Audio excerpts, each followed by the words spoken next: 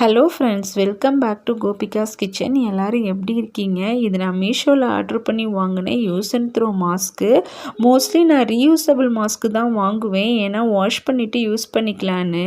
நான் நிறைய வாங்கி வச்சுருந்தேன், ஆனால் ஒன்று ஒன்றா மிஸ் ஆகி இப்போதைக்கு 1-2 தான் இருக்குது. ரீயூசபிள் மாஸ்கில் அட்ஜஸ்ட் பண்ணுற மாதிரி டைப் வரும்ல, அது ரொம்பவே நல்லாயிருக்கும். ஏன்னா லூஸ் ஆகிட்டா கூட டக்குன்னு அட்ஜஸ்ட் பண்ணிக்கலாம்.